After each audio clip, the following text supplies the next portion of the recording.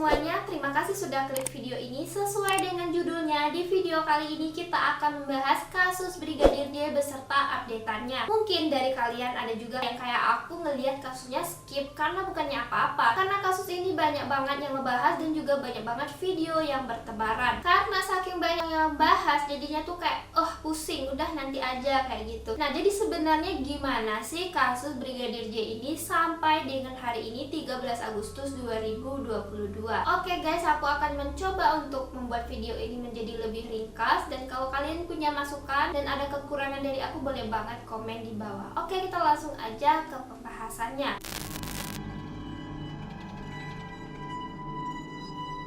Dalam kasus ini melibatkan Irjen FS, seorang pejabat yang pada awal kemunculan kasus ini menjabat sebagai Kadif Propam Polri yang berfungsi untuk membina dan menyelenggarakan fungsi pertanggungjawaban profesi, pengamanan internal, dan termasuk penegakan kedisiplinan dan ketertiban di lingkungan polisi. Nah, makanya jabatan ini banyak disebut juga dengan polisinya polisi. Diketahui FS sudah berkarir di kepolisian dalam waktu yang cukup lama. Dia juga sudah pernah menangani kasus-kasus besar seperti kasus KM50. Kemudian ada Ibu PC, istri dari FS. Ibu PC ini terlahir dari keluarga dengan background yang bagus, berpendidikan dan juga mapan. Kemudian ada Brigadir J, bantara tingkat 3 yang memiliki kemampuan yang baik dalam menembak berdasarkan histori tempat di mana dia bekerja sebelumnya di Jambi. Nah, kemudian pada tahun 2019 dia mulai ditugaskan di rumah FS. Beberapa sumber mengatakan kalau dia ini merupakan sopir dari Ibu PC, tapi sopirnya ini guys bukan kayak sopir biasa gitulah, semacam sopir dan langsung ajudan. Jadi saat hal-hal yang tidak diinginkan terjadi bisa sangat profesional dalam menangani masalah. Nah, kira-kira kayak gitulah ya. Kemudian ada Brada E, ajudan dari FS, dan juga Bribka RR yang juga merupakan ajudan dengan pangkat tertinggi di rumah FS. Dia ini merupakan ajudan dari Ibu PC.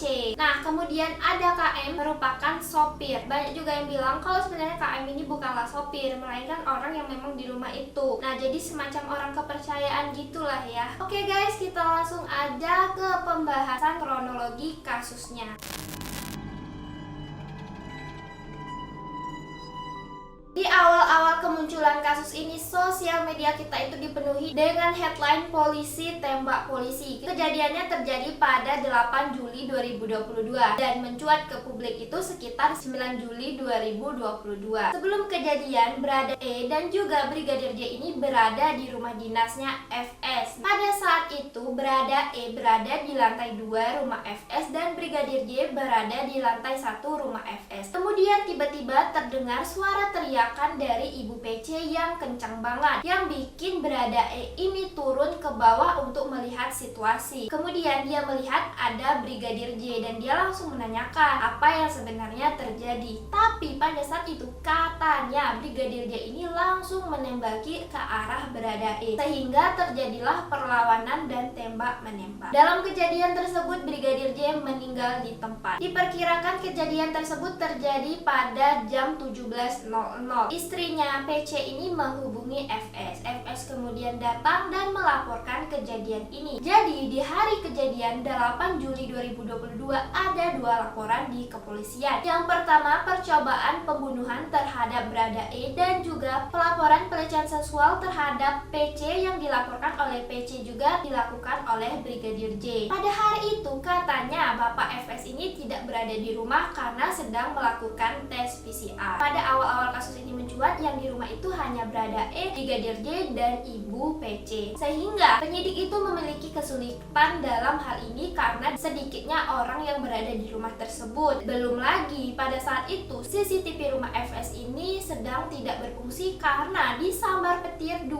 minggu sebelum kejadian ini. Dilaporkan pada kejadian itu Brigadir J menembak sebanyak 7 kali ke arah Brada E, tapi semua tembakan tersebut meleset dan kemudian Baradae menembakkan 5 tembakan ke Brigadir J yang mengenai Brigadir J sampai dia ini meninggal dunia. Penembakan yang dilakukan oleh Baradae terhadap Brigadir J ini dianggap sebagai bentuk pembelaan diri dan juga sebagai bentuk tanggung jawab dia sebagai ajudan untuk menjaga keamanan di rumah FS. Nah, setelah kasus ini mencuat, mulailah timbul kejanggalan-kejanggalan yang dirasa aneh oleh netizen. Yang pertama, kejadian ini terjadi pada 8 Juli, tapi konferensi persnya itu dilakukan pada 11 Juli. Otomatis kan ada selang waktu beberapa hari. Kemudian yang kedua, jenazah yang dikirimkan kepada keluarga Brigadir J sepertinya tidak boleh dibuka. Bahkan dalam satu wawancara, ayah Brigadir J mengatakan kepada petugas yang mengantar jenazah dari Jakarta itu, "Kenapa Pak nggak boleh dibuka? Gimana kalau di dalamnya itu bukan anak saya?" Dan video keluarga yang histeris sepertinya ini nggak boleh dibuka ini tersebar luas di sosial media yang membuat publik semakin berasumsi ada yang ditutupi dari kasus ini. Setelah melakukan perbincangan, keluarga berhasil membuka peti dari Brigadir J. Pada saat itu, pihak petugas yang mengantarkan jenazah ini tidak membawa hasil otopsi dari Brigadir J dan juga pihak keluarga dari FS tidak melakukan komunikasi apapun terhadap keluarga Brigadir J. Padahal sebelumnya ketahui kalau Brigadir J ini merupakan salah satu ajudan kesayangan di rumah FS. Dia ini sangat dipercaya bahkan untuk hal-hal kayak belanja gitu, tapi ya mereka tidak menghubungi, ya semacam kayak kalau terjadi sesuatu harusnya kan Bapak ini anak Bapak kita antar, maaf kita nggak bisa kesini, kayak gitu-gitulah, dan menjelaskan apa yang terjadi. Pada saat ditanya sama ayahnya dan keluarga Brigadir J apa yang menimpa anaknya ini, mereka mengatakan telah terjadi adu tembak antara Baradae dan juga Brigadir J yang menewaskan Brigadir J. Kemudian dalam sebuah wawancara, Rohani Simanjuntak, bibi dari almarhum Brigadir J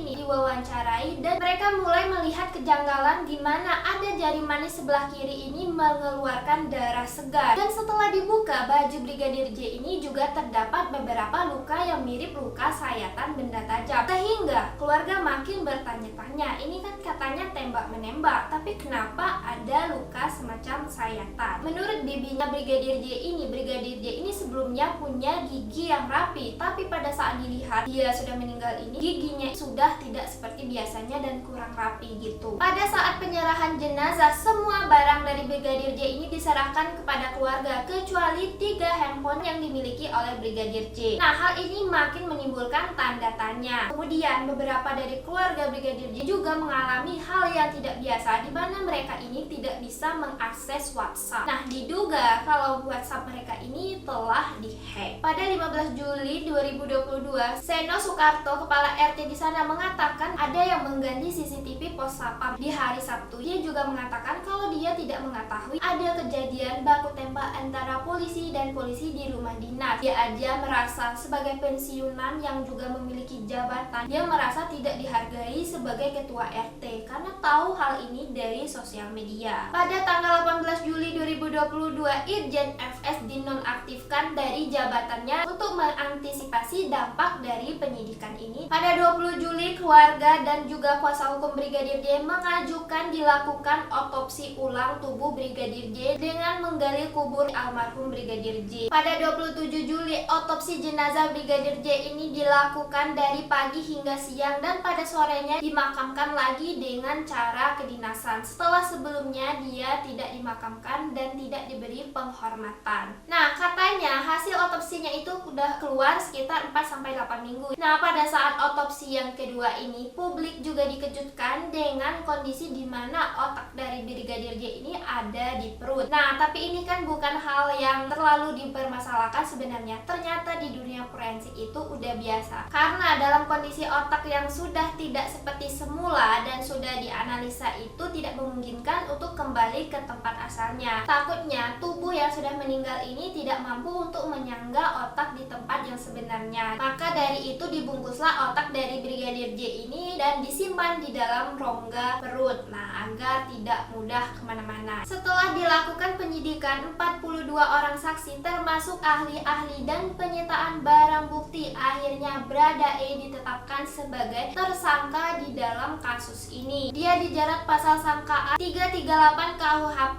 tentang pembunuhan, pasal 55 tentang keikutsertaan, dan pasal 56 tentang membantu melakukan tindakan pidana. Kemudian tidak hanya itu, tim Irsus juga memeriksa sekitar 25 personil yang diduga telah melanggar kode etik terkait penanganan TKP dan juga beberapa hal yang menghambat penyidikan. Terdiri dari 3 Pati Bintang 3, 3 Kombes, 5 AKBP, 3 personal Kompol, 2 Bintara, dan Tamtama, 5 personil Kesatuan Dipropam Polres, Polda, dan Bareskrim diperiksa terkait pelanggaran kode etik. Dan katanya jumlah ini terus bertambah dan kayaknya sampai hari ini ada sekitar 31 orang yang diduga telah melanggar kode etik. Pada 5 Agustus, Brada E menarik BAP dan memberikan kesaksian yang berbeda dengan di awal. Kalau dia ini turun karena mendengar ada suara ribut-ribut. Bersama dengan kuasa hukumnya, Brada E memberikan kesaksian yang berbeda kalau dialah yang menembak duluan ke Brigadir J atas perintah dari FS. Pada saat itu, saking takutnya dia ini sampai memejamkan mata sambil menembaki Brigadir J. Selain memberikan kesaksian, Brada E juga mengajukan diri menjadi justice kolaborator, yang artinya dia ini merupakan orang yang terlibat dalam tindakan pidana tapi bersedia juga untuk membantu pihak berwenang dalam mengungkap kasus tersebut, di mana kejahatan ini juga tidak dilakukan oleh satu orang. Dengan menjadi justice kolaborator, Brada E akan mendapatkan beberapa keistimewaan, diantaranya yaitu mendapatkan keringanan hukum yang tentunya sesuai dengan peraturan yang berlaku, tambahan remisi, dan hal-hal yang seperti itu. Bahkan dalam beberapa kasus lain juga, seseorang dengan justice kolaborator ini bisa dibebaskan. Tapi beberapa ahli dan sumber yang mengamati kasus ini mengatakan kalau sepertinya Brada E ini tidak mungkin dibebaskan. Tapi kan nggak tahu juga guys. Pada 5 Agustus, FS ini dicopot dari jabatannya sebagai Kadip Propam Polri. Kemudian pada 7 Agustusnya, FS dibawa ke Makobrimob untuk diselidiki atas dasar pelanggaran kode etik. Pada hari itu, istri dari FS ini muncul ke publik setelah sekian lama dia tidak muncul, apalagi mengungkapkan ataupun memberikan keterangan karena dia ini kata psikolognya sedang mengalami trauma berat atas apa yang ia alami. Tapi pada hari itu, setelah FS ini dibawa ke Makobrimob, dia akhirnya muncul ke publik dan mengatakan kalau saya mempercayai suami saya dan saya sangat mencintai suami saya. Hal ini semakin membuat publik bertanya-tanya karena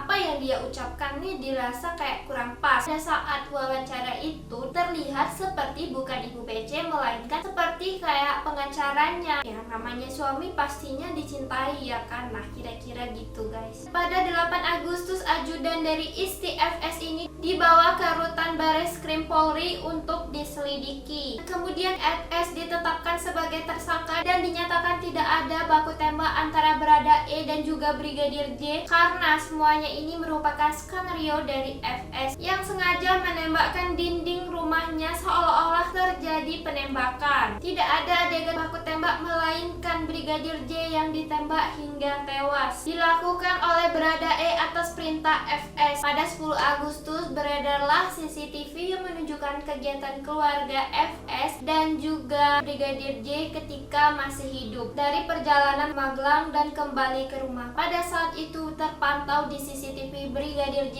ini masih dalam keadaan sehat-sehat aja dan sempat masuk ke rumah untuk melakukan PCR. 31 personil diperiksa, diantaranya ada bintang 2 juga yang terkait pelanggaran kode etik. FS mengungkapkan motif dia melakukan hal ini karena FS yang tersulut emosi karena istrinya mendapatkan perlakuan yang melukai harkat dan martabat keluarga dari Brigadir J pada saat di Magelang. Kemudian di hari itu juga kuasa hukum dari Brada E ini dicabut kuasanya oleh Brada E melalui surat di WhatsApp. Nah hal ini juga membuat kuasa hukumnya Brada E ini bingung gimana bisa dengan status tersangka dia bisa mengetik surat kayak gitu. Dan katanya ya mereka ini punya kayak kode-kodean lah. Jadi kalau misalnya Baradae ini memang menandatangani surat atas kuasanya sendiri, berarti suratnya itu memiliki jam penulisan surat, tapi di surat yang dia terima itu tidak ada jam tertulisnya surat. Jadi ada kemungkinan kalau Baradae ini sedang diancam, tapi kan tidak ada yang tahu. Kemudian FS menyampaikan permohonan maaf dan mengakui dialah aktor utama dalam kasus ini. Selain itu juga ada 2 laporan yang dicabut dan dihentikan penyidikan. Yang pertama itu yaitu laporan dugaan pembunuhan yang dilakukan oleh Brigadir J yang dilakukan terhadap Baradae, dan juga ada laporan tentang dugaan pelecehan ini sudah dihentikan penyidikannya. Nah, gimana lagi kelanjutan dari kasus ini? Pastinya kan akan masuk ke persidangan dulu. Nah, itulah kira-kira guys kasus dari Brigadir J ini sampai dengan hari ini. Aku harap ini bisa sedikit memberi pemahaman ke kalian. Kalau misalnya ada kesalahan boleh banget ya komen di bawah. Oke guys, sekian untuk hari ini. Semoga kalian enjoy sama videonya. Jangan lupa untuk like, comment, dan share video ini, serta subscribe channel ini dan follow aku di sosial media yang lainnya juga. Oke guys, see you to another video.